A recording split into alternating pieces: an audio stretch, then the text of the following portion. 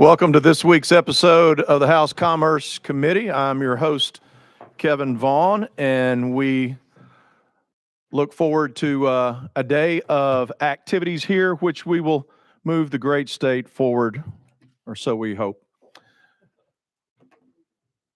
Madam Clerk, would you call the roll? Representatives Alexander, Barrett, Boyd, Burkhart, Camper, Clemens, Faison, Freeman, Garrett, Hale, Hardaway, Haston, Hazelwood, Holsclaw, Johnson, Lynn, Marsh, Moon, Powers, Sparks, Thompson, Towns, Vital, Williams, Zachary, Vice Chairman Bricken, Chairman Vaughn. Here. Mr. Chairman, you have a quorum. Thank you so much. Before we get started today, do we have anyone with personal orders? I see Chairman Moon over here has somebody he'd like to recognize. Thank you, Mr. Chairman. And with me today is a shadow, Miss Mackenzie Kirkland. She's from District 8, Blount County. If she'd stand up, let's make her welcome. Thank you, Mr. Chairman. Thank you. Welcome, Mackenzie. And to all the other members of our audience, you too are celebrated in your own way. We want you to all feel good about yourselves this morning. We have a full slate ahead of us today as activities here in Cordell Hull continue with a feverish pace. We're going to start out today's activities with House Bill 1891. Representative McCalman is over there. Motion in a second. We have, you're in proper posture there, Mr. Sponsor. We've got some amendatory language I see you want us to consider. Yes, Mr. Chairman, it is amendment. Where did I put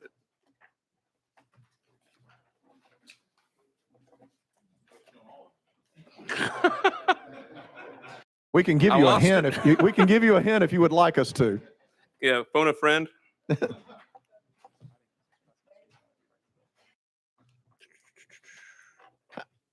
How about Here we go. I found it. Sorry. Clearly, I need a second cup of coffee this morning. I've got drafting code 015588, sir. That indeed corresponds. This daylight savings time's got us all a little bit behind the curve. little, sir. That Yes, sir. little allergic reactions to the pollen build. We'll give you a little grace here. Talk to us, Mr. Sponsor. Members, what this bill does with this amendment requires parental consent on social media for under 18. It removes certain commerce platforms, Amazon, eBay, Venmo, PayPal, and whatnot. It puts it to where it goes into effect on January 1 of 25, and it is not retroactive for people who already have accounts. That's pretty much it in a nutshell. Thank you very much. Appreciate you working with us on this one. I personally got a little bit concerned when we started the age verification, left it so wide open. I was trying to figure out if Mama went on a cruise and took a picture of a pretty dessert and needed to send it back to the folks back home in Hardeman County, and her social media platform was offline. That was going to be a lot of stress. Don't want to upset Mama, sir. No, we do not. We do not. Do we have any questions? Representative Freeman. Thank you. And as the parent of aging young kids that are interested in social media, I fully appreciate the intent and spend quite a bit of time researching personally how to protect my children. We use all sorts of different apps to track them. My concern is just the implementation of this, and so I'd love for you to answer a couple of questions on how you think this will work. So, two things: it allows any parent. So if parents are separated, one parent can sign this. How are we going to verify that the child, if they have a different last name, is the child, or the parent is the child, or has authority to fill out this paperwork or whatever it is? Thank you, Representative Freeman. Sounds like you heard some of the same concerns that the subcommittee had, but Mr. Sponsor. Thank you, Chairman. My understanding that would fall if you in a situation where you have parents who are separated. It's going to fall under anything else with regards to consent. Who's got the custody, the primary custody of that child? In the event of a joint custody, I would imagine it would be either or. If you want any more detailed information, we do have a representative from the governor's office who has signed up to testify to add further color if you'd like. Representative? I've got a couple more questions, but I don't know that we need to go at it. All right, let's get them out there, then we'll see So- what we can do with them. Thank you. Thank you, Chairman. So the second question is, my understanding is they can't keep any of the information. They can't keep copies of driver's licenses. What happens if they authorize someone to get service or access to the product, and then they have to throw away the proof, and then they get sued for not having done their due diligence? How are you expecting these social media companies to prove they've followed their due diligence if we're not allowing them to keep any of the proof? Representative McCollum.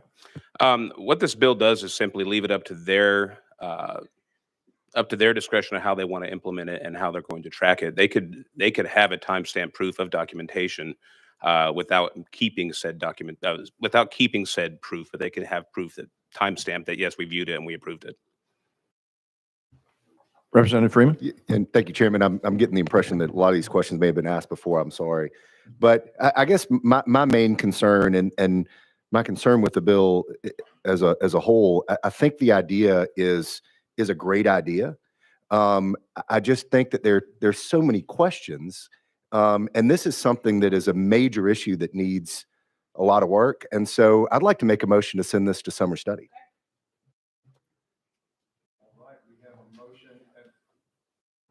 We have a proper motion. We have a second of that motion. Let's see, it's not.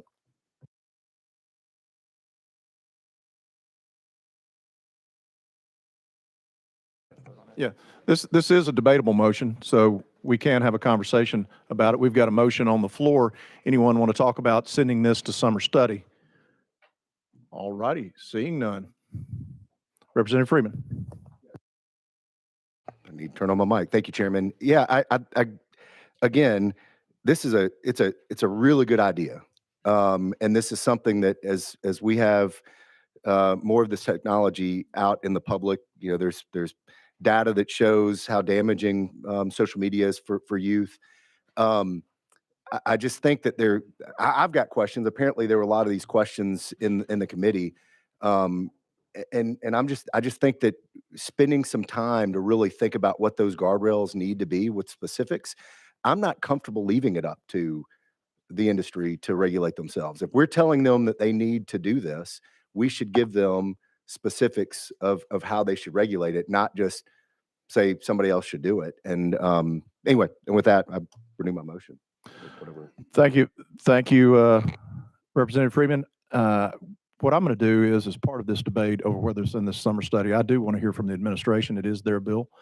We're going to hear some testimony from Hannah Richardson, who has been representing this bill as it's gone through our committee process. So, Mr. Sponsor, unless you have some words of wisdom for us, then we're going to ask Ms. Richardson if you'd come to the table.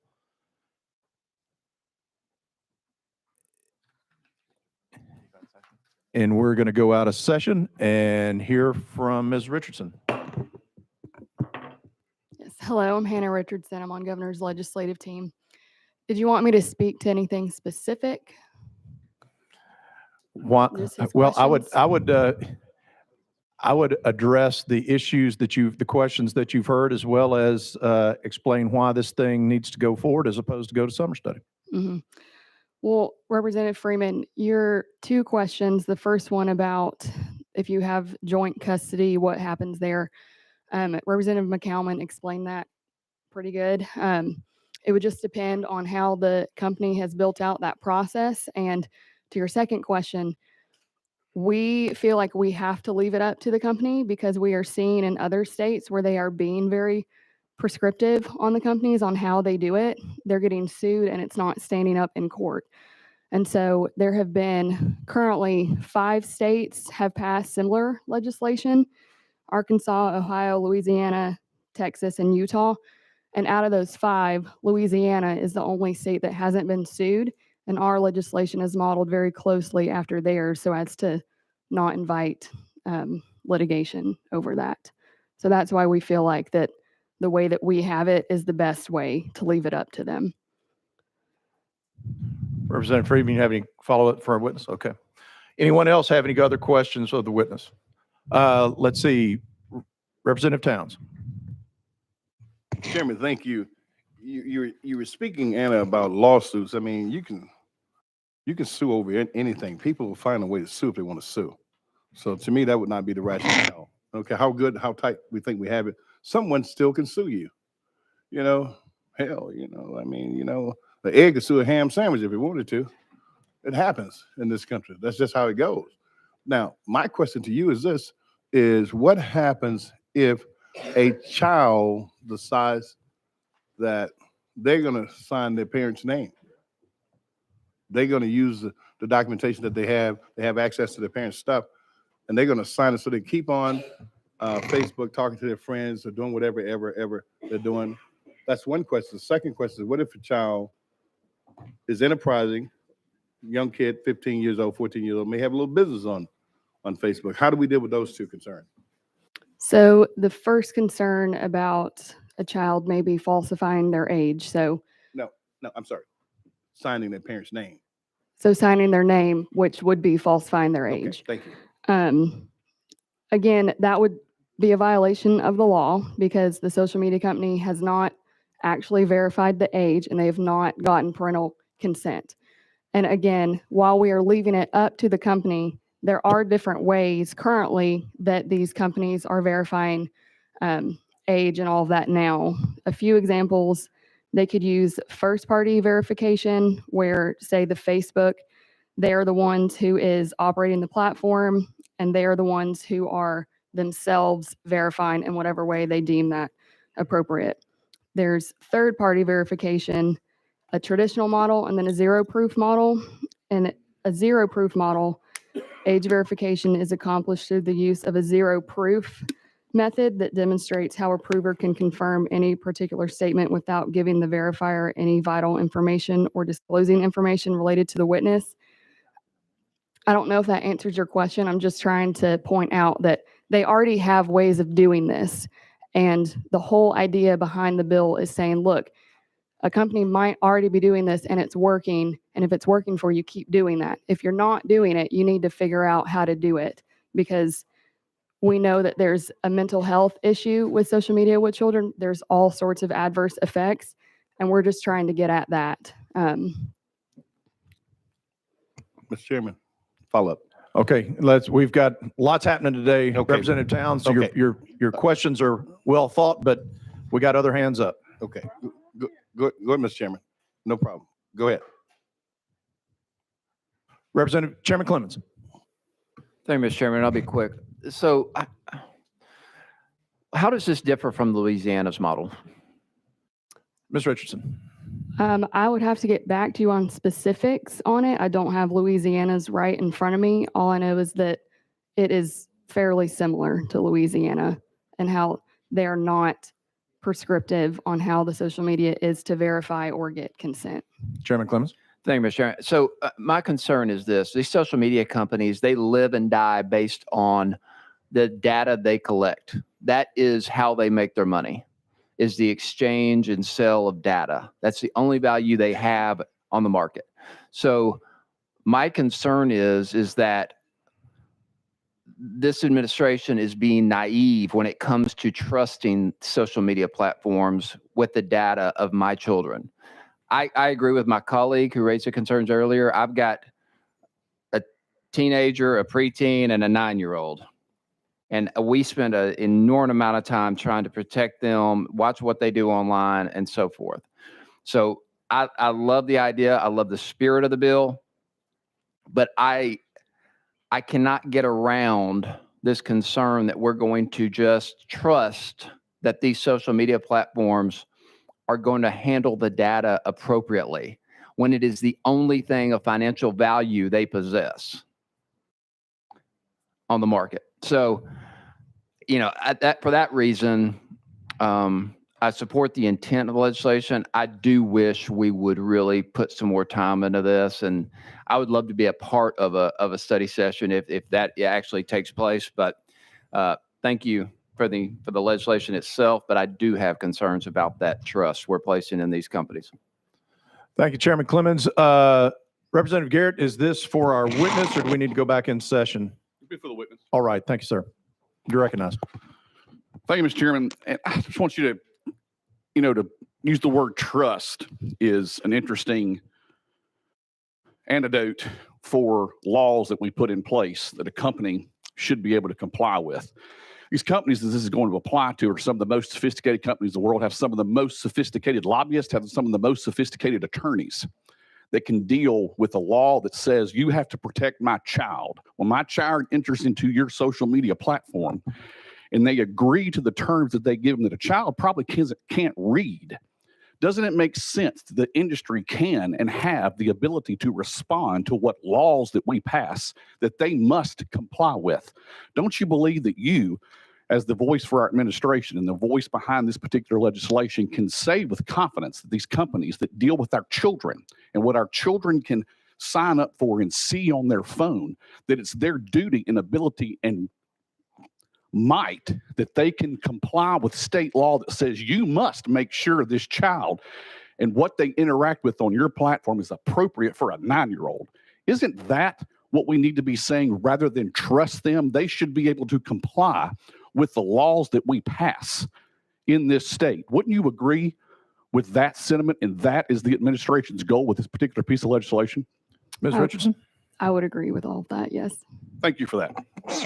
All right, anybody else? Anybody else for our witness? All right, here's where we are while we're out of session. We're gonna go back to where we were.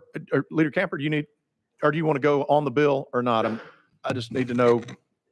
Okay, now go ahead, Leader Camper. you're Well, my recognized. question was going to be, was there someone else on the list that wanted to speak that may have insight on this? We went out of session to hear about the summer study motion, and I was wondering, was it anyone else on the list other than the administration? That was just my question. Yeah, no, ma'am. That they were our only witness today on this issue. Here's where we are. We're going to go back into session. We are going to entertain the summer study motion first. Then we still owe you an attached amendment because we did not attach the amendment, which is 015588. We're still out. Easy, Tiger. So that's where we are. So let's go back into session. We're back on the motion for summer study. Thank you, Ms. Richardson, for sharing those. We're gonna entertain the question of summer study. All those in favor of sending 1891 to a summer study, please signify by saying aye. Aye. All opposed? No. Well, I believe that's a louder no. Even I can hear that. So we are not sending it to summer study. So before we do anything, I want to get that amendment. I want to get that amendment attached. All those in favor of attaching amendment 01588.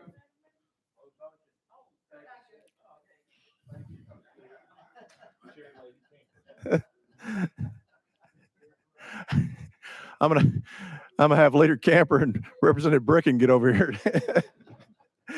All right. All those in favor of attaching that amendment, please signify by saying aye. Any opposed? No. All right. The amendment is attached. And I just want to apologize to our audience out there. I am really struggling with my gaveling skills today.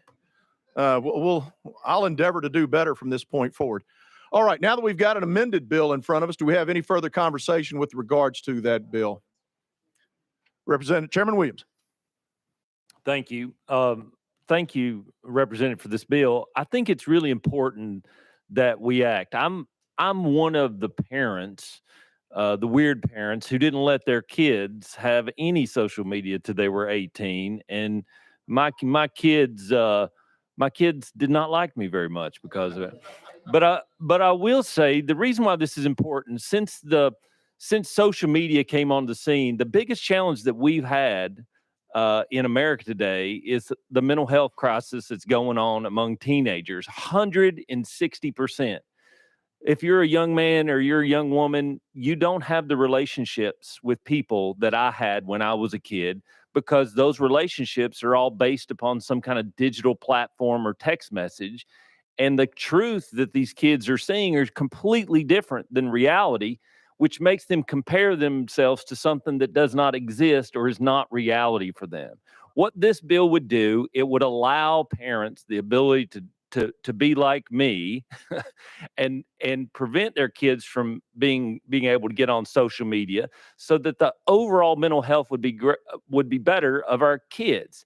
Do I think all social media is bad? No, I do not think all social media is bad, but I do think that we should give the parameters such that those businesses can meet the state standard based upon their legal understanding and make that process fit their process. And so I think this is a really important really important piece of legislation. It's a small thing we can do to help stem the tide of the mental health crisis in our state among youth, and I appreciate you bringing the bill. Thank you, sir. Chairman Hastings, saw your hand. Thank you, Mr. Chairman. Social media companies made, it was mentioned earlier that their main source is dealing with data. They made $11 billion in advertising, the big social media companies, and not just $11 billion in advertising total, $11 billion on minors, $11 billion profit on minors. So I'll just say with that type of revenue coming in, I think it's more than fair to ask for a little bit of responsibility in return. Thank you. Thank you, sir. Representative McCalman. Thank you, Mr. Chairman. To Chairman Williams' earlier comment, absolutely. The Surgeon General put out a report talking about the effects that social media has had, the negative effects on social media with children under the age of 18, be it anxiety, depression, suicide rates. That has gone up monumentously over the past few years, and there is a correlation between the two. I will say, as a parent who was not in that category of not letting them have it until they were 18, when my daughter found out that I was carrying this bill, she had to come apart and was almost, almost not wanting to talk to me for the rest of the day. So I figure, if it upset her enough, I'm going, well, maybe we needed to put some reins on this. So with that, I appreciate the comments, and to Chairman Hastings, absolutely. I don't think it's too much to ask. We need to put some guardrails in place to protect our kids. So with that, I renew my motion. Thank you, Mr. Sponsor. And just so you know, I will be giving you a 5-star rating on Yelp for bill sponsorship. You're doing a yeoman's job, and we appreciate it. Chairman Hazelwood. Thank you, Mr. Chairman. I just echo the sentiments of my colleagues who've spoken previously, but I want to add one of the things I appreciate about this bill. It is that requires the parent to be proactively involved. I mean, so many parents, they've got a lot going on and they're not even aware of what their kids are maybe looking at. And a lot of parents, I think, are probably unaware of the negative impacts of social media. So this at least makes them have to stop and think, this is something I have to sign for. Maybe I need to know a little bit more about this, understand this a little bit better. So I think the requirement to have the parent be actively involved is versus trying to correct the situation on the back end after they find that their child is being bullied on social media or being a bully on social media or whatever. So I appreciate that aspect of the bill as well. Leader Camper. Thank you, Mr. Chairman. Representative, we adopted the amendment, but I didn't hear an explanation of the amendment. Did it rewrite the bill, this amendment that we adopted? Could you explain what the amendment actually did? Mr. Sponsor. Thank you, Chairman.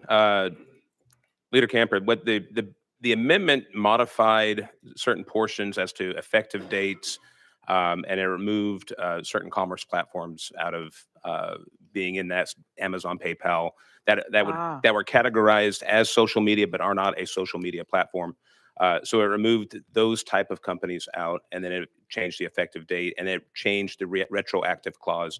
In the original language of the bill, if it was passed, the law said that they had a 14-day compliance period going back for any minor that already had it. This amendment simply said it's not going to be retroactive. It goes into effect on the 1st of January of 2025, and it's not applicable to those who've already had it. It's a grandfathering clause, essentially. Leader Camper. Thank you, and thank you for that explanation. I agree with my colleagues about the mental health of our youth, and I'm also appreciative of the fact that now we're really talking about it, because of the stigma in the past with respect to mental health. A lot of our children were suffering because they didn't want to talk about it because it had the stigma attached to it. So I'm grateful that we are talking more about it and attempting to do something about it. And I hope that as this bill, I'm sure it'll make it out of here, and other bills as we move forward, that we do more to address the mental health of our children and adults. Because mental health has been this thing that we didn't really want to talk about. I have a 12-year-old grandson that I'm concerned about, the social media platforms that he might be on. So when he's over my house, I'm like, Representative Williams, not over here. You can do that at home. So I appreciate, what the administration is trying to do. I do think, we probably should have thought deeper, more about it, but I understand the posture we're in. Thank you, Mr. Chairman. Thank you, Leader. Representative Lynn. Thank you, Mr. Chairman. I am very sure that the Attorney General's office likely watches your committee, Mr. Chairman, and they will be watching this bill. And I don't know if it needs to be an amendment, but I would love it if, Mr. Chairman, if this committee could hear back from the Attorney General's office next year as they watch this and let us know about the implementation of this bill for Tennessee, just the particulars. That would be very, very helpful to this committee, I think. So thank you, Mr. Chairman. Thank you, Representative Lynn. This bill has an enactment date of 1 January 25. It may be a little bit early for them to, but I don't think it's too early for us to continue talking about this issue, because I do think it is an important issue. Some of the full committee conversation has had is some of the same. It mirrors a lot of the subcommittee conversation that we had at the same time. Speaker Johnson. Thank you, Mr. Chairman. I call for the question on the bill. All right, we've got a call for the question. Is there any objection? I don't see any. Let's vote on this. All those in favor of sending 1891 on to calendar and rules as amended, please signify by saying aye. Aye. Any opposed? No. Ayes have it. We're off to calendar and rules. Representative Towns. Personal moment. Thank you, Chairman of Committee. All right.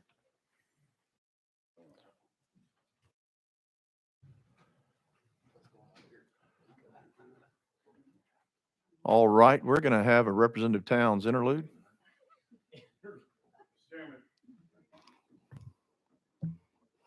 A couple of weeks ago, I made a comment in this room as it relates to you. I said you were my favorite chairman. Since that time, there's been a lot of protests all over the place. I've had all kinds of people out of Finland, Sweden, Uganda, everywhere complaining about the comment that I made. Now, Mr. Chairman, I didn't know that my real favorite chairman was sitting behind me, and now she's sitting closer to me.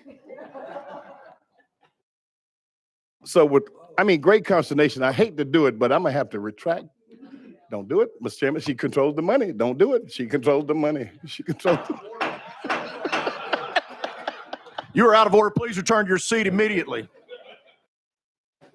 Shocked and dismayed I am. We might have to recess. All right, I go speeding through our calendars. I'm supposed to present item number 2, but frankly, I'm incapable at this moment, so we're going to roll that to position number 7 on the calendar. That way, when I present 2 bills, we'll only pass the gavel one time. Chairman White is up next with House Bill 2178. Chairman White, you are recognized. I believe we've got some amendatory language we need to consider. Yes, sir, Chairman and Committee. 015416 should be the amendment we're working off of. All right, let's get this bill amended before we get into deep conversation. Motion and second's been heard. All those in favor of attaching the amendment, please signify by saying aye. Any of those opposed, no. Ayes have it. The amendment is attached. Tell us about this, Chairman White. Thank you. Thank you for the opportunity. Members, this is called the Workforce Readiness Grant Program. As you all know, in Tennessee, we do a great job on funding degree programs like a 2-year community college degree through Tennessee Promise or a 4-year through Hope Scholarship. But the labor market has changed so much. There are a lot of jobs available out there that are in high demand for credentialing. And so I've been working on this for a couple of years for credential programs. And what this bill does is provide grants to qualified students who are enrolled in a qualified nonprofit. And the amendment, what the amendment did, it adds the TBR system. This bill is so good that TBR wanted to get in on this also.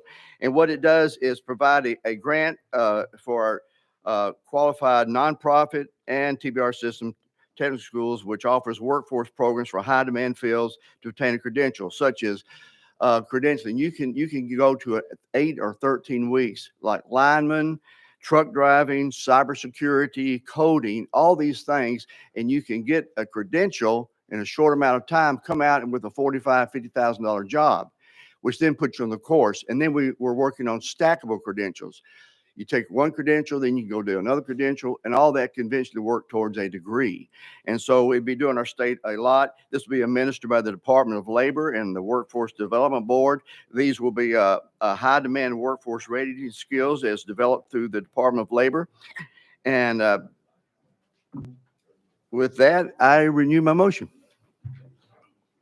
All righty. Do we have any questions for our chairman? Seeing none, we'll entertain the question. All those in favor of sending House Bill 2178 to GovOps as amended, please signify by saying aye. Any opposed, no. The ayes have it. You are off to GovOps, Chairman. Thank you, Chairman. Committee. Thank you for visiting.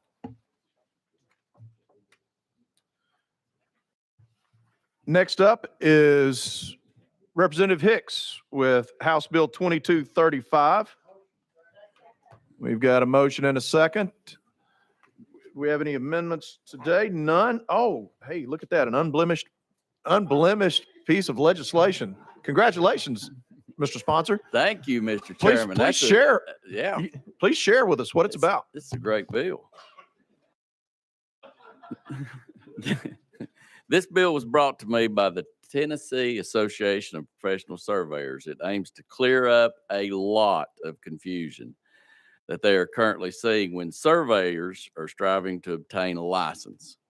This bill will do a handful of things. Currently, there are 5 pathways to becoming a licensed surveyor. This bill clarifies that under each pathway, the years of practical experience needed must be under the direct supervision of a practicing licensed surveyor. It also clarifies that the hours someone obtains under the intern certification counts towards the total hours needed to become licensed. Right now, the Board of Examiners is seeing a lot of confusion among interns as to whether those hours count or not. Lastly, this bill makes a couple of changes to those who pursue a high school degree or GED pathway. It decreases the years of practical experience needed from 16 to 10, but increases the hours of board-approved coursework needed from 12 to 18.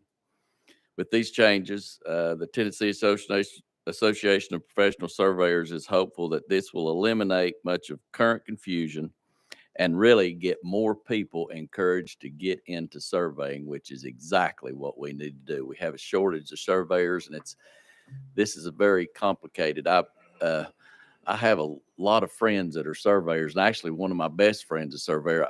I rely on him a lot. If I don't know what the weather's going to do that day, I call him and get the weather forecast for the day, believe it or not. But even the surveyors, as critique as they are, is having a trouble trying to figure this out the way it is. So this is going to straighten a lot of things out for surveyors. All right. Do we have any questions for our sponsor, Chairman Williams? Thank you, Representative. I appreciate this bill. I think one of the best components about it is a lot of times we see stakeholders or different businesses, they'll set requirements as it relates for entry. And sometimes those requirements of entry into a field are done, quite frankly, to prevent other people from getting into that business. What this group has determined is that there's a huge demand for surveyors across the state right now, particularly with the large number of people that are moving here. By reducing those requirements, this opens it up. I have a family member who went to university to be able to be a surveyor, and because it took 10 years to become a surveyor, they changed their mind, so they didn't want to do it. And so I think what this bill does is it is a proper balance between experience and education, and that experience that they would find in the field. So I appreciate the bill. I think it's going to be good for our communities and allow more people to enter this very important meteorology field. It sounds like for you too. Yeah, it Thank is. you. Thanks. Anything else for our sponsor? Seeing none, let's vote on this.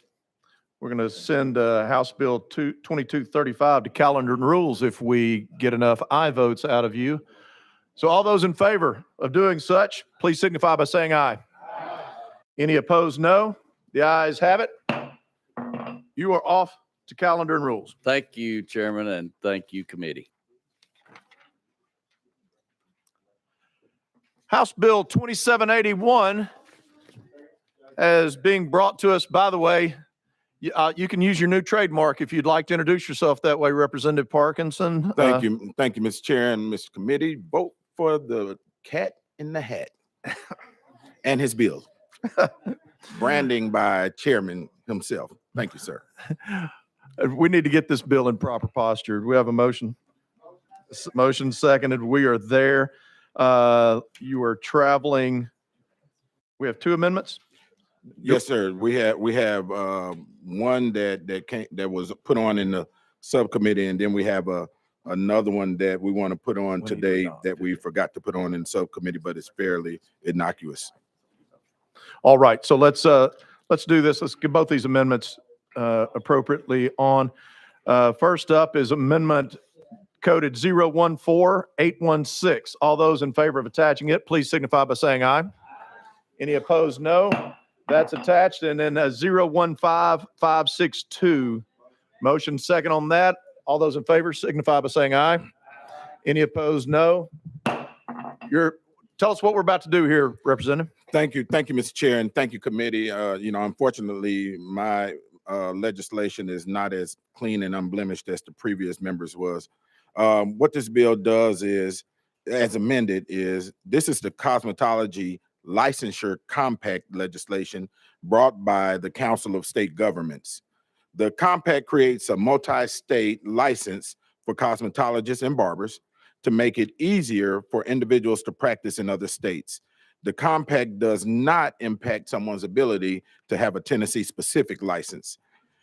Adopting the compact now will put Tennessee at the table for creating and finalizing the compact rules. In addition to the cosmetology licensure compact, this amendment does three other things: to decrease regulatory burdens.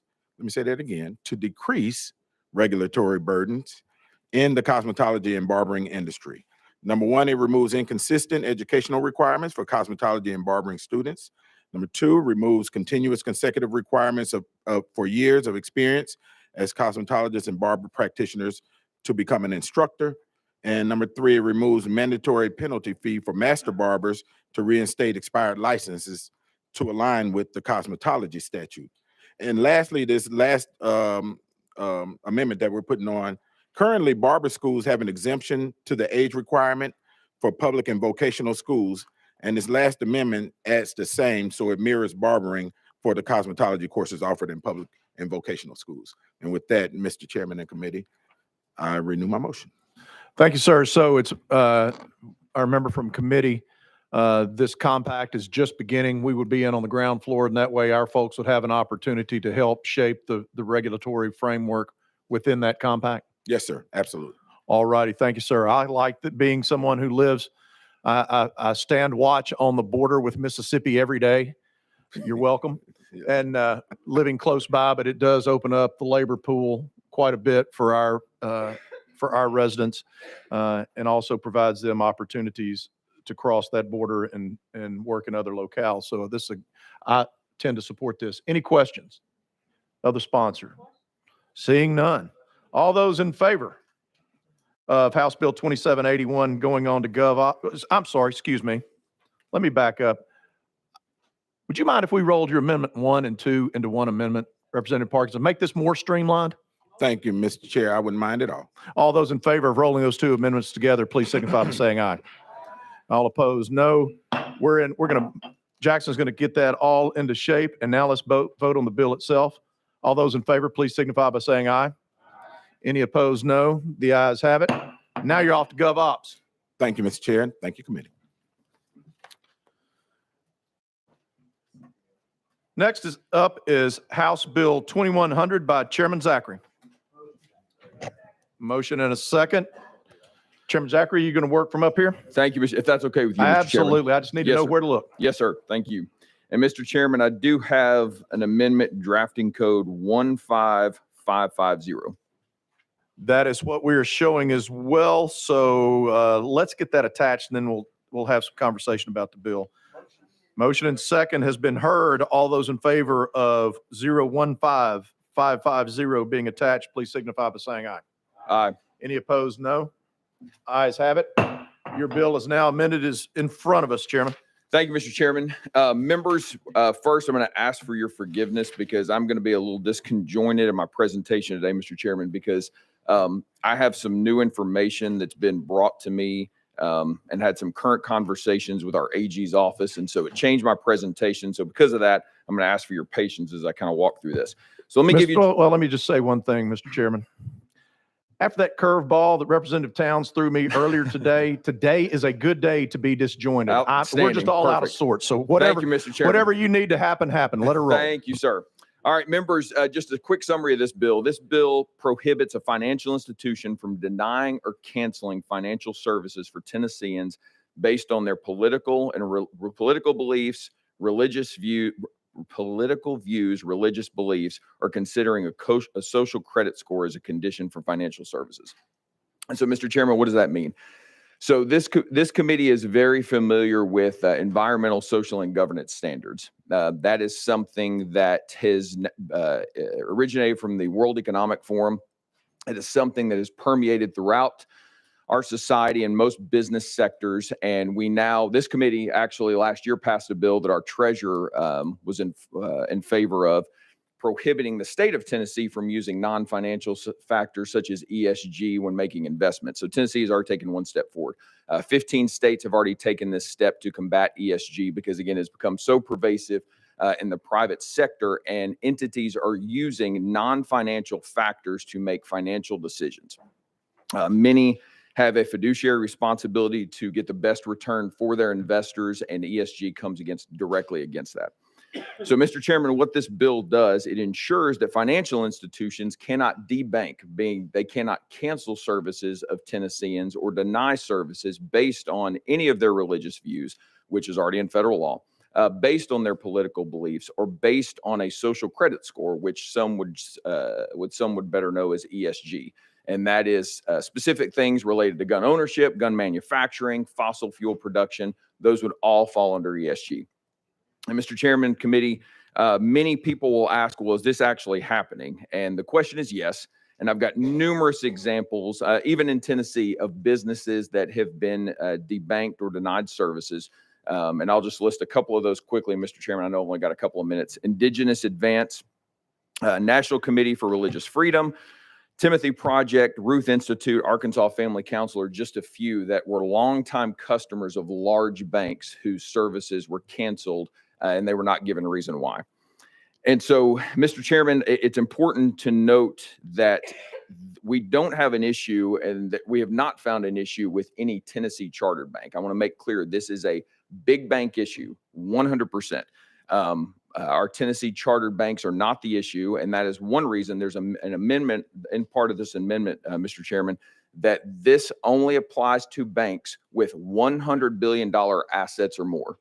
And that is a threshold that was laid out, Mr. Chairman, by the Office of Comptroller and Currency under the Trump administration, where they made clear that those over $100 billion had a different threshold and different marker to meet than those under $100 billion. Thank you, Mr. Sponsor. We are at our 3-minute presentation mark, but I saw, oh, it's Thought I had 5? 5. Yeah, I thought I had 5. All right, go. Thank you. Mr. Hurry Chairman. up. All right, you cut. Well, I'll give you 15 extra seconds. Thank you.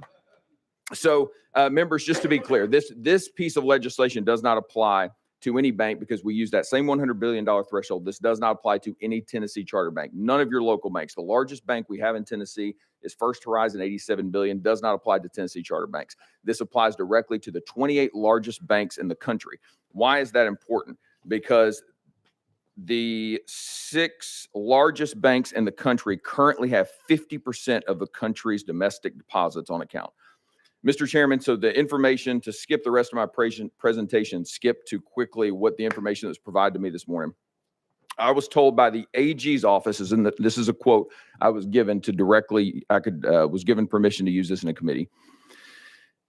The AG's office is currently investigating antitrust violations of banks for their coordination to deny services to businesses and individuals, among other competitive practices, specifically related to what we were talking about. That information was given to me this morning, Mr. Chairman. So this is impacting Tennesseans. This is impacting our constituents. The AG's office has numerous civil investigative demands called CIDs related to the Net Zero Banking Alliance, which Wells Fargo and many other banks are a part of. They currently have a number of those in place today. So our AG's office is actively investigating these current cases. I've got a letter here that was dropped last week from the Montana AG that was signed by 16 AGs, specifically targeting Wells Fargo and their debanking of customers. I've got a letter here from the Attorney General of Kentucky signed by 19 AGs. There's a separate letter from 14 treasurers going after JP Morgan Chase for their debanking and discrimination against individuals. And Mr. Chairman, just to quickly clarify the amendment, because there were some questions before you hear the testimony and some of the things this bill does not do. I mentioned the $100 billion. This does not include loans. This is just related to deposit accounts, does not include loans. There's a notification piece in here that requires a bank to tell someone why they've been denied services.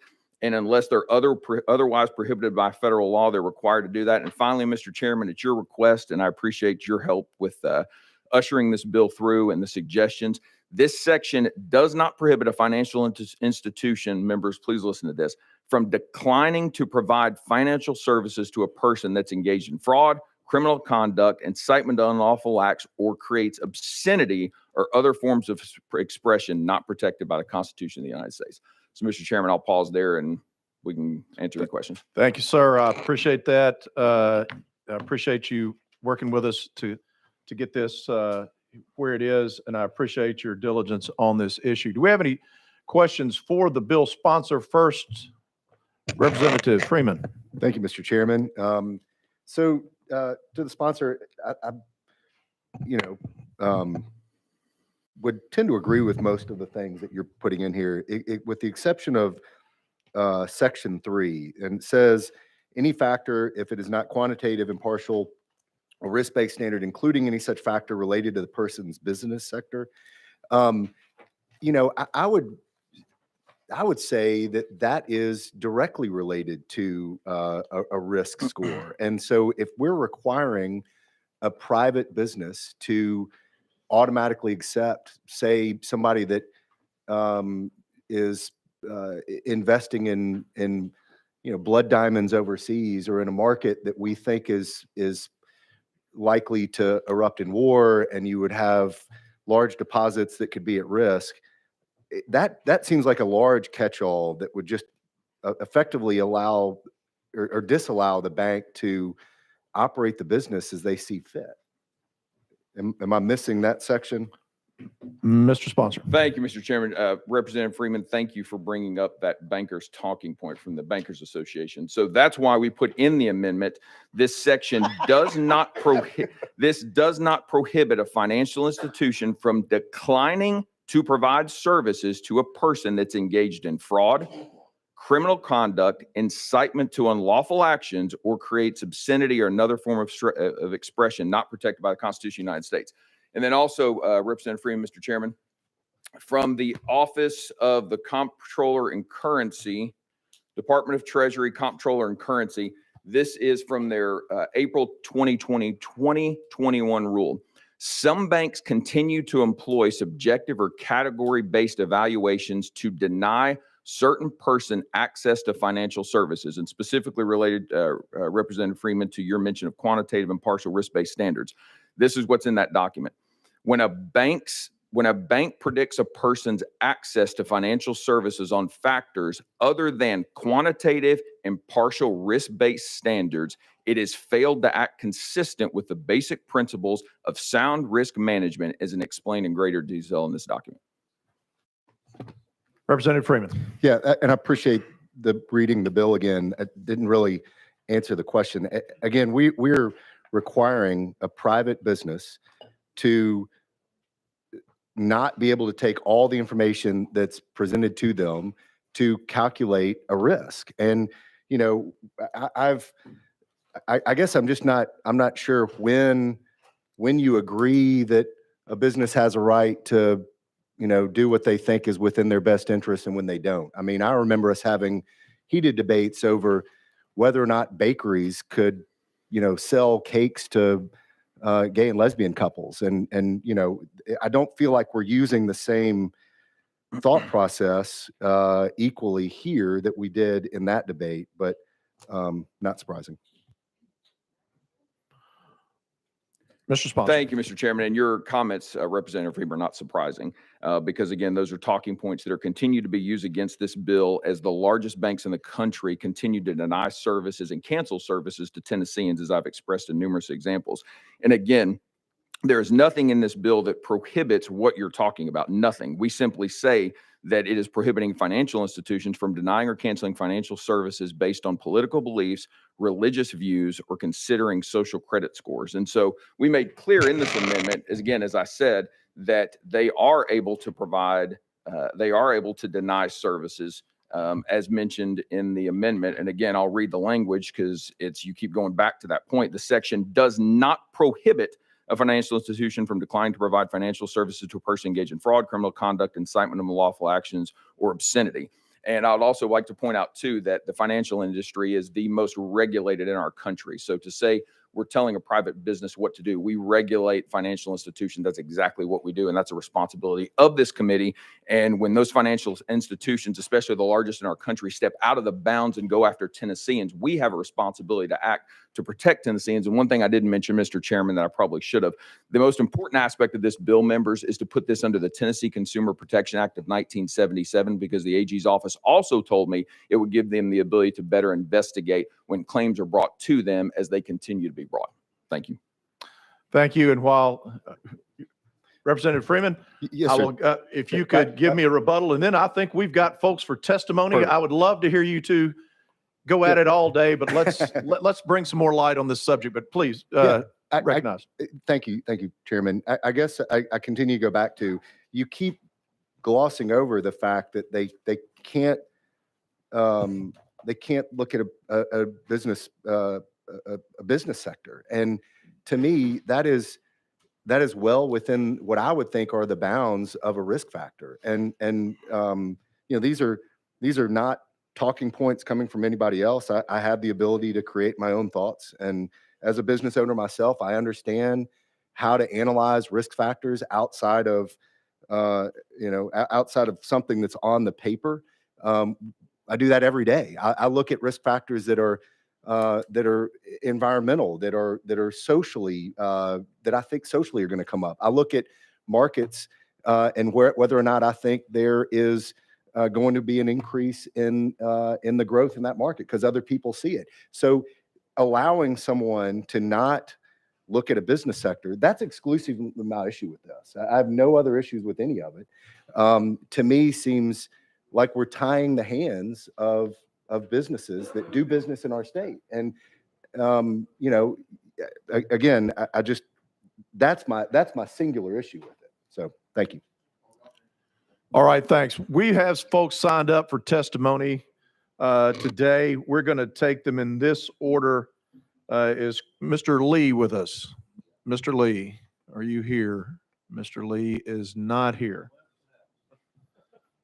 Mr. Bledsoe, are you here? All righty, please come forward, sir. What we'd like for you to do, Mr. Bledsoe, is as opposed to my sponsor, who I tried to cheat him out of his necessary time. You're on the 3-minute clock, but if you would, don't get up once that 3 minutes is over. Please remain there for any questions that our panel may have for you, sir. And with that, we're going to go out of session, but before your clock starts, please introduce yourself and who you're with. We're out of session. Chairman Vaughn, members of the committee. My name is Eric Bledsoe. I am a visiting fellow with Opportunity Solutions Project. Opportunity Solutions Project, or OSP, is a nonprofit, nonpartisan advocacy organization that seeks to enhance individuals' paths to self-sufficiency. Thank you for the opportunity to testify today in support of House Bill 2100. Today, fair access to financial services is a basic necessity for Tennessee citizens. The clothes on our backs, the food on our table, the roofs over our head, the ability to support our communities through charity, these all rely on our ability to access our hard-earned dollars. However, activists are engaging in political discrimination, and their tool is how we access our money. This practice, known as debanking, is putting citizens, businesses, and nonprofits' pursuit of prosperity in jeopardy. We've heard a number of different perspectives on what debanking is today, but here's the bottom line. No Tennessean or American should have to silence their speech or hide their religious views to access their money. The bill before you today protects free enterprise and ensures the American dream is still in reach for all Tennesseans. So how big of a problem is this? Well, large banks do not operate in a free market. Banks enjoy special privileges. Large banks enjoy special privileges from the government through charters, deposit insurance, bailouts, and other regulatory advantages. This keeps market competition out of large banking and gives existing banks more power. With these advantages, large financial institutions have become a type of de facto regulator. The line between big banking and big government has been entirely blurred. So when banks discriminate against an individual based off of their religious or political views, this has a lasting impact, as alternative options for banking have become increasingly rare. Acting with this large force, large financial institutions set discriminatory policies nationwide. The inherent civil rights and financial future of Tennessee citizens should not be subject to the whims of political activists. If a bank denies services to an individual based off of traditional industry accepted norms, it's fine.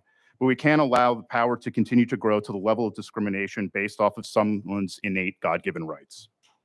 OSP is pleased to offer our support for this legislation. Thank you for your time today, and happy to answer any questions you might have. Thank you, sir. Does anyone have any questions for Mr. Bledsoe from the committee? Any questions? Representative Towns. Mr. Chairman, thank you. Now, explain what your organization does. OS, what is it called? OS what? Mr. Bledsoe. Mr. Chair, Representative, Opportunity Solutions Project. It's a nonprofit organization, and I'm a visiting fellow, a policy fellow with them. But what's your focus? Thank you, sir. What's your focus of your business? What is it? So we work with a number of state legislatures. We have presence in about 32 different states, and we advance policies really based off of work, the value of work, and government accountability. Representative. Thank you, Mr. Chairman. So how does this policy affect people that have been historically unbanked and haven't had to go to these loan sharks and these payday loan institutions? Mr. Bledsoe. Mr. Chair, Representative, I'm not quite sure I understand entirely the question. Can you maybe expand upon that? Representative Towns. Mr. Chairman, thank you. Many times in many communities, there are people that have been unbanked. They can't get an account.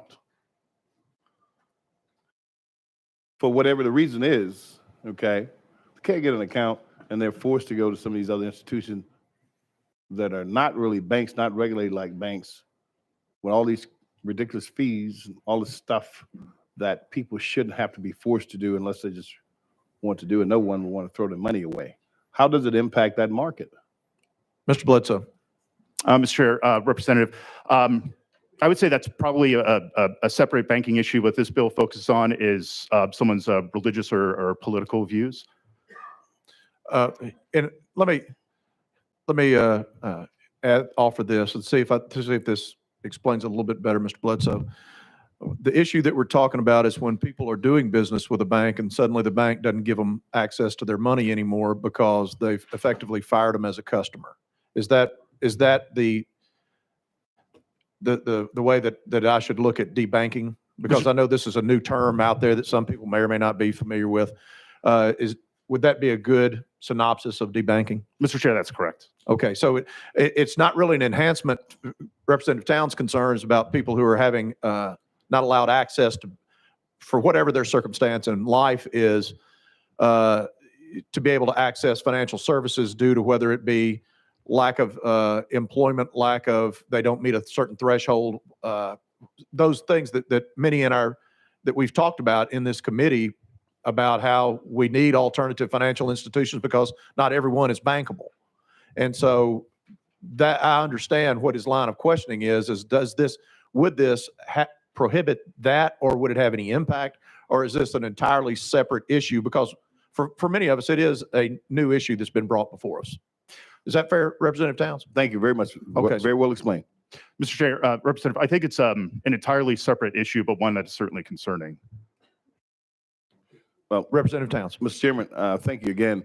Very well explained. I would hope that your institution, because it's far broader, you're going to have far more people in that category than you're going to have in the category that we have presently at our discussion. I would hope that your organization would focus on some of that as well as a policy. Mr. Chair, Representative, thank you. Yes. Mr. Bledsoe,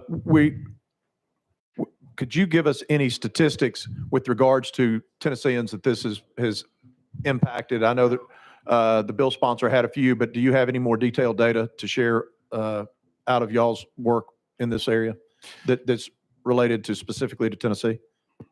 Mr. Chair, the data that we have right now is primarily anecdotal because a lot of the responses from large financial institutions are vague, they're varying, that's a moving target on explanations. So probably the primary example is Indigenous Advanced Ministries based out of Memphis.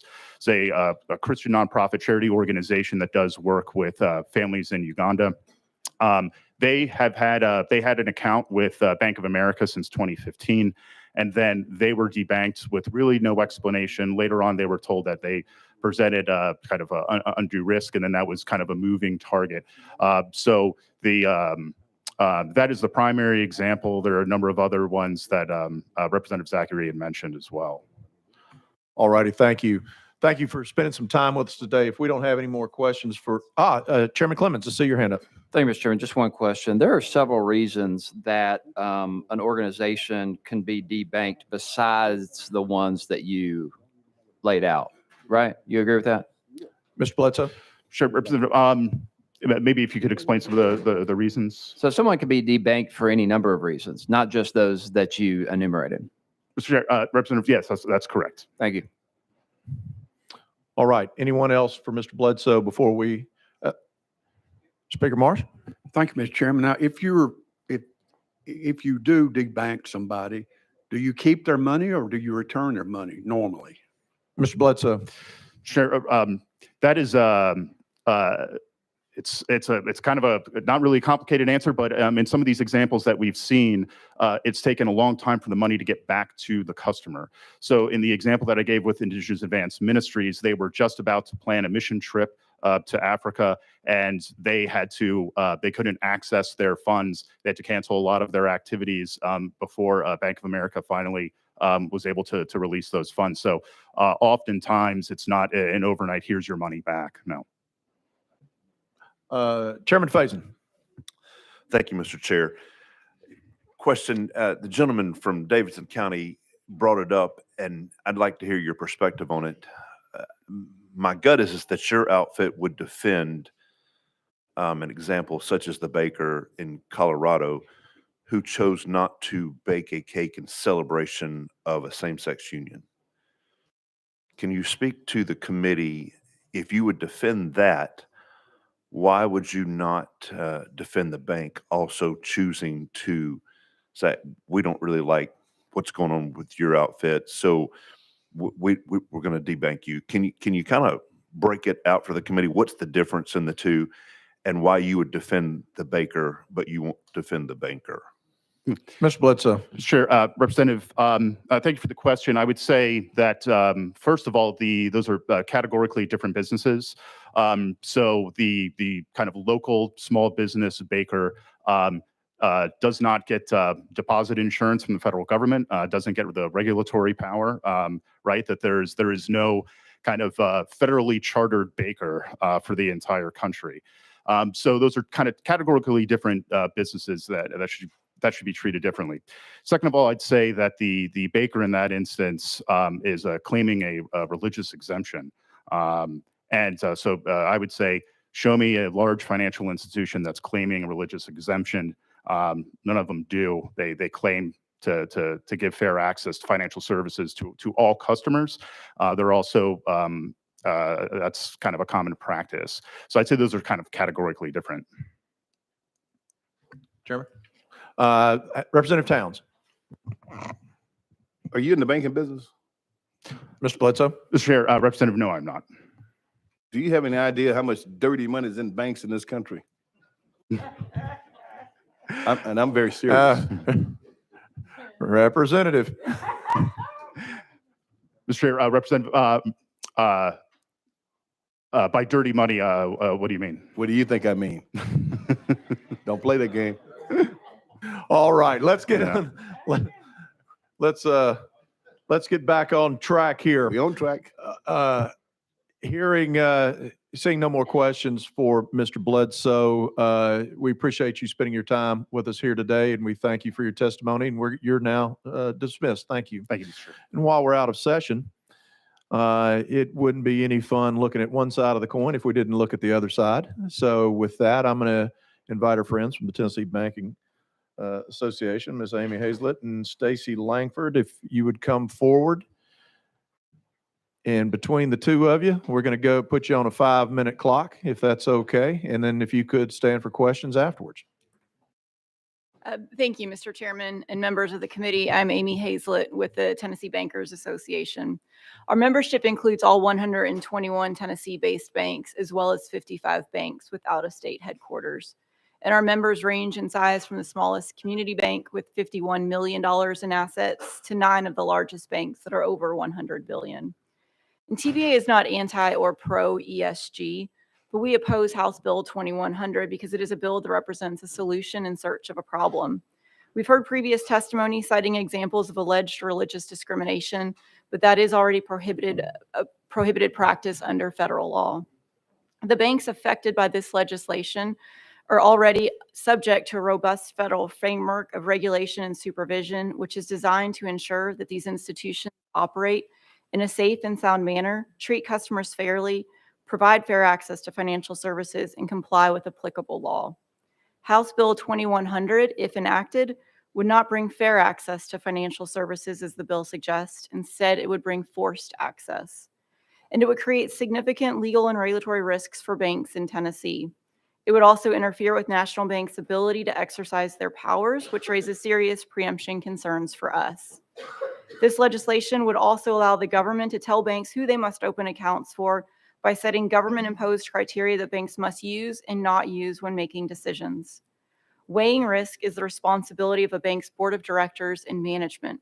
House Bill 2100 would override those roles and specifically prohibit a bank from using any non-quantitative data such as character or business sector in setting its policies. If banks cannot consider these factors, it forces them to do business with entities that are in areas outside their expertise or risk profile, like debt collectors or domestic businesses located in high-risk geographical areas like the religious organization in Memphis. And that would not be good for the bank, its shareholders, or regulators. Good morning, Mr. Chairman. Members of the committee, for the record, my name is Stacy Langford with the Tennessee Bankers Association. This legislation will open the door to lawsuits alleging a person had an account closed or they were denied services because of one of the many reasons listed within the bill. Banks do not use social credit scores, and they do not reject or end relationships with customers solely because of their religious, social, or political beliefs and opinions. But in reality, a business or a nonprofit association may have had their account closed because they did not properly disclose all of their business information, meet extensive federal customer due diligence requirements, or meet the bank's risk criteria, which is approved and established by the board and subject to review by regulators. Banks are also on the front lines of anti-money laundering efforts by law enforcement. A bank may be restricted from explaining the full details of why a customer's account was closed because of federal laws such as Bank Secrecy Act. Those laws prevent disclosing information if there is suspected fraud, money laundering, terrorist financing, or other potentially illegal activity occurring within the account. The amendment, as presented, contemplates that conflict with federal law. However, by only refusing to provide reasons in those instances when it is prohibited by federal law, the bank would be signaling that accounts were closed for suspicious activity, which is what they are not allowed to do. So just in conclusion, banks operating in Tennessee of all sizes are open for business. It is a competitive banking market, and they are committed to serving and supporting local communities by providing those essential financial services. We believe this goes against free market principles, this bill does, and it invites government overreach into private and business-to-business contractual relationships. Thank you for the opportunity. Thank you both. If I could get a question, I'm going to take privilege on this one, Chairman Clemens. Could you, this was news to me, and I've said before that in the past I've sat on a community bank board, and so I understand that's why some of the issues that this bill contemplated early on were of grave concern to me, and I appreciate the sponsor working with me on that. And it's a different vehicle today than it started out, and I believe the sponsor heard the concerns that we had at that time. But one thing that I was not aware of from that role was it was basically some of the updated requirements that institutions have to use when banking a nonprofit, let's say, or some of those reporting mechanisms that have been brought about due to not just the Bank Secrecy Act, but the suspicious activity reports from, I believe that was part of the anti-terrorism movement. If you could share with the committee with regards to some of the requirements that banks have for basically being the front lines for financial enforcement or for reporting or investigation, and then some of the consideration that's different for a nonprofit versus an individual. I can take that one if you want to fill in too.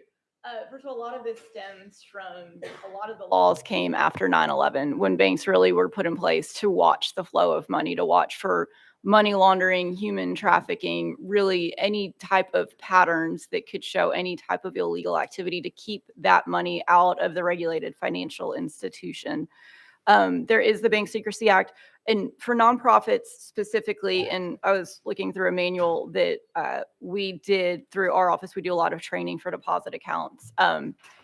There's a list of businesses that are sort of recommended as high risk where banks need to be on, have extra alert and aware of the customers. Those include charities because of the high volume of cash donations could trigger money laundering concerns. Casinos, currency exchanges, dealers of precious metals, domestic businesses located in high-risk geographic areas, vending machine operators, the list goes on as well.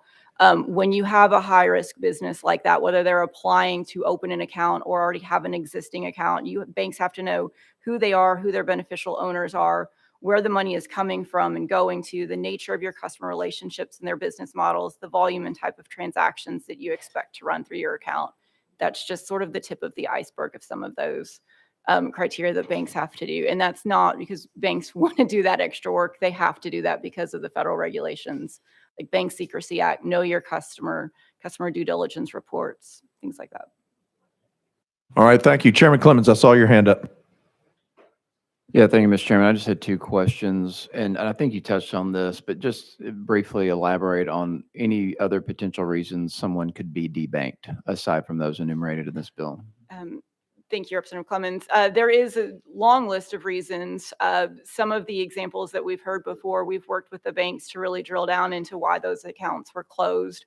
The one given for the Memphis Religious Organization, yes, they had an account with Bank of America for several years, but when you have an account like that, you have to continually do paperwork and follow up so the banks can still stay on top of who you are and where your money is coming from and going to. It turns out that, yes, it was a religious organization, but they had a component of their business that was debt collection. And Bank of America has a risk policy of not financing debt collectors. They also had operations in Uganda, and that was one of the things I mentioned that can trigger high risk, which would be the domestic business located in high-risk geographic areas. Uganda has been specifically mentioned before because of it has pretty lax money laundering laws. So really a lot of times when you're talking specifically about nonprofits, it is a continuous flow of paperwork and information that the bank needs. And sometimes when the bank doesn't get that information, they are forced to close the account. And a lot of times too, if there's new patterns of money and where that's flowing, if there's suspicious activity, new high volumes of transactions, that could trigger concerns from the bank as well. And if those questions aren't resolved by the customer, then they would be forced to close the account. Chairman? Thank you, Mr. Chairman. And so I guess my concern there is, and it's been, I think, represented, if I didn't mishear, that this isn't targeting hometown community banks in Tennessee. This is targeting kind of the national, and we do all we can to attract interstate business and commerce into Tennessee. So my concerns with the legislation as written are, and I'm curious about your opinion, are there sufficient guardrails in here to prevent an attorney general, an overzealous attorney general, from going after specific banks? Because the situation you just laid out, you could read that situation one of two ways. You could actually look in and see that, you know, they have a policy on debt collection, or they're doing business in Uganda, which raises flags to the bank for some reason. Or you could, you know, try to pin it on the fact they're a religious institution. So what guardrails, if any, are in the legislation as amended to protect these banks from an overzealous attorney general who really just decides to go after a bank for any number of reasons? Representative Clemens, when we read the legislation in the large banks as well, they don't see any guardrails, which is why I think they've got a lot of concern with the legislation. All it takes is the denial of one religious organization for any reason whatsoever to be able to file a claim with the Attorney General. It doesn't have to be reasonable, although you can't really tell what a claim is reasonable at first when it's first filed. So it really wouldn't protect the large banks. I mean, I think with any instance, the Attorney General would almost be obligated to look into that. And I think that's the fear too, is that these large banks, I mean, they're always subject to lawsuits. I mean, they're pretty easy targets. And so this would open the door, not just to the Attorney General investigations, but civil suits as well. Chairman? And like I said, I think it was represented that this wasn't targeting Tennessee, necessarily chartered banks specifically. But could this have any kind of flow down or effect on unintended consequences on Tennessee chartered banks? I think that's always a fear that the smaller community banks have. A lot of the regulations that have come out of DC in recent years, a lot that came from Dodd-Frank, are targeted at large institutions. I mean, 10 billion and above is a great threshold, but a lot of times then when it comes to the regulators come in for exams, they kind of push that as recommended guidance on the smaller institutions. And so the letter of the law says it doesn't apply to them, but when regulators come in and recommend that as guidance, then they feel obligated to comply as well. And so it could, or a fear too, is that when the first, large Tennessee state bank denies a religious organization, I mean, could be up to the lawmakers to reduce that threshold as well, which would be easy to do. Thank you, Mr. Chairman. Thank you. Chair Lady Hazelwood. Thank you, Mr. Chairman. Just as a clarification point, it was implied in previous testimony, if not stated overtly, that in the particular situation cited, that organization had difficulty accessing their funds. So can you tell us if indeed, for whatever reason, an organization or an entity is debanked, what is the policy on the funds that are, in that institution's control at that point in time? Thank you, Chairman Hazelwood. I think it depends on the situation, but two different scenarios. One could be if it's debanked for just say, lack of paperwork or anything that's not suspicious activity. A lot of times those funds are held in the account because there could still be transactions, automatic withdrawals coming out, and they want to ensure that there are still funds in place if those hit the account after the decision is made to debank. If there is suspected suspicious activity or money laundering concerns are triggered, then oftentimes the bank would have policies of freezing those funds, because if not, those funds would be released to the account holder and then essentially enable them to continue doing whatever suspicious activity they were doing. And so in order to prevent the continuation of that suspicious activity or money laundering, whatever it may be, those funds may be frozen for a certain period of time. Chair Lady. In the particular situation cited, it sounds like you all have done some investigation into that. Can you tell us what the situation was with relates to accessibility of that organization to those funds? We have not spoken to the bank for the religious organization in Memphis specifically, so I couldn't speak to that.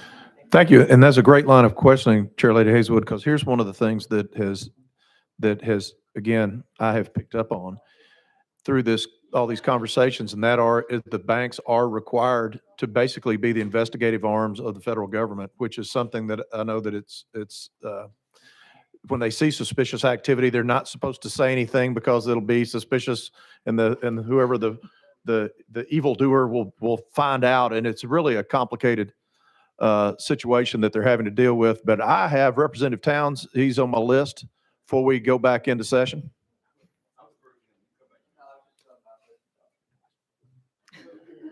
Mr. Chairman, thank you.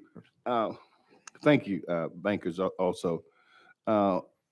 Chair Lady kind of delved into part of what I'm concerned with is that if the money or the account has been debanked and that particular person or institution should be able to receive their money in a timely manner, as opposed to being drawn out long period of time.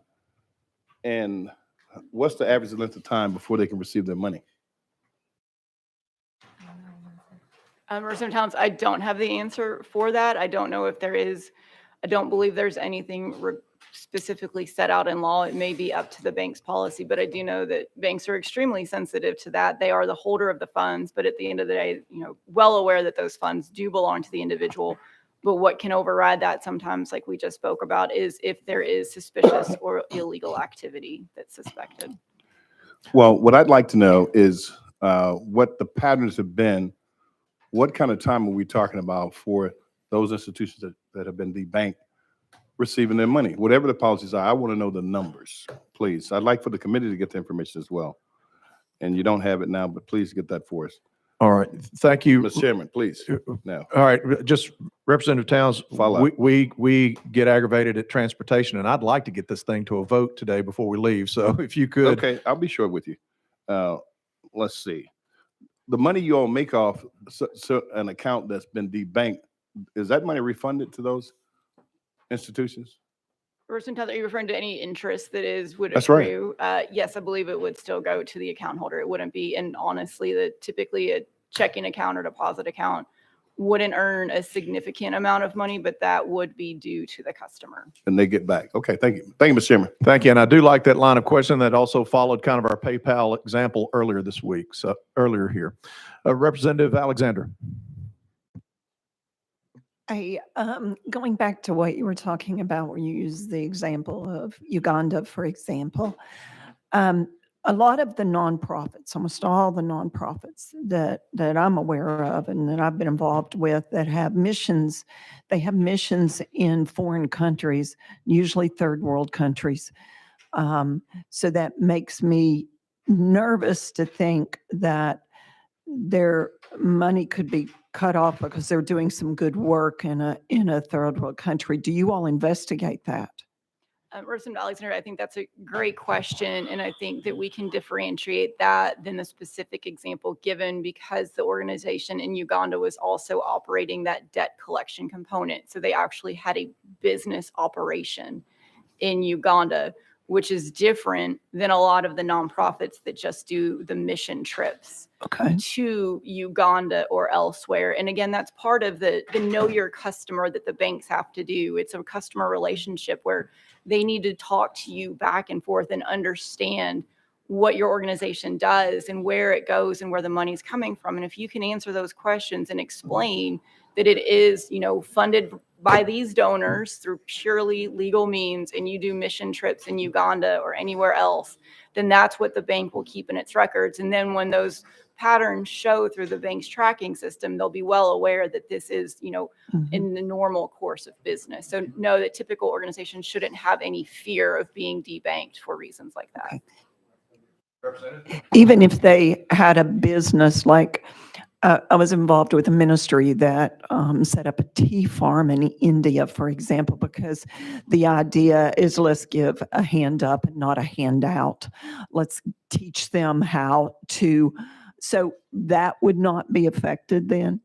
I wouldn't say that it wouldn't necessarily be affected, but I would think that that would be something that needs to be told and understood by the bank, that this is part of the mission of the organization. And law is, obviously the bank would have to do its due diligence and look into that and understand exactly what the business is. And if it wouldn't raise red flags then, but potentially something like that could raise red flags and trigger some questions. But again, if they could be answered, then there shouldn't be anything that would need to be worried about. Thank you. Representative Sparks. Thank you. Thank you, Chairman. Thank you, Amy. Amy, you mentioned this is a solution in search of a problem. Can you expand on that just a little bit? Representative Sparks, yes, it's, and some on the committee may disagree with my reasoning here, but, is Chairman Zachary stated when he was presenting the bill, the Attorney General has some investigations ongoing with some of these large banks. We are yet to be made aware of any solid findings or actions taken or any banks being found guilty of this pattern of behavior. Yes, ma'am. Well, the family, the young family that come up here and drove 4 hours, their $100,000, I think, was held up by PayPal. The other Uganda example, also Florida, I think they've got 117 banks that have signed on not to politically discriminate, if you will.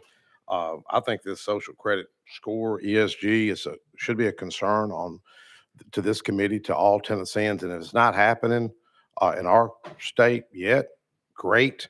Do you think our banks would be willing to sign a similar letter like Florida's 117 banks did?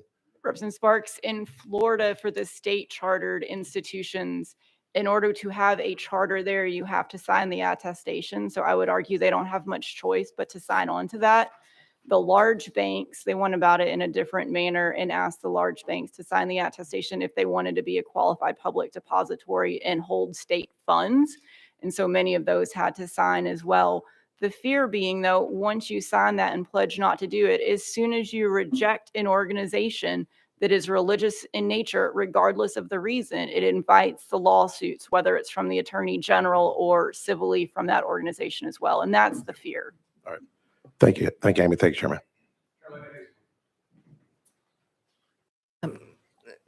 Thank you, Mr. Chairman. In the example that we've sort of worn out here, debt collection was mentioned. And if I recall from your opening comments, debt collection, it doesn't matter if it's in the U.S. or that is one of the, I guess, red flag kind of business industries that banks tend to either steer away from or investigate carefully before they're involved. So if that organization had a debt collection business anywhere else, would that have also raised some concerns? Chairman Hazelwood, yes. It was the letter from the bank in that scenario indicated that the organization was outside of the bank's risk profile. And so when the bank set its risk profile, one of the industries it deemed risky was debt collectors. And so anywhere the debt collector would be located would have at least triggered the red flags. All righty, thank you. And with that, Ladies, we appreciate your testimony. We appreciate you being here with us, representing your industry well. So with that, we're going back in session. Mr. Sponsor, take us home and so we can vote this thing and Yes, sir. Thank you, Mr. Chairman. Quickly, members, it's important. I have a recording on my phone from Steve Happ, who's the Executive Director of Indigenous Adventure. I'd be glad to play for any of you if you want to come to me. They were not associated with the debt collection entity in Uganda. The Bank of America debanked Indigenous Adventure and a church that was supporting them. 4 months after that happened, Bank of America told Daily Mail that they debanked him because of that. They never told the customer that. So I'll be glad to share that with you. They were not associated with that debt collection entity. And then finally, Mr. Chairman, I have heard quite a few times protecting big banks. I'm about protecting my constituents and Tennesseans. And then I think 30 plus AGs in the country would disagree that this is a solution looking for our problem, specifically ours, who's currently investigating antitrust violations of banks for their coordination to deny services. Thank you, Mr. Chairman. all right, time for us to get out of here. We got a question on the bill. Any opposition? I hope not. We're going to vote this. All those in favor of sending House Bill 2100 on to calendar and rules as amended, please signify by saying aye. Aye. Any opposed? No. The ayes have it. 2100 is off to calendar and rules. Thank you, Mr. Chairman. Committee. The rest of the bills will be rolled until same bat time, same bat channel next week. We are adjourned.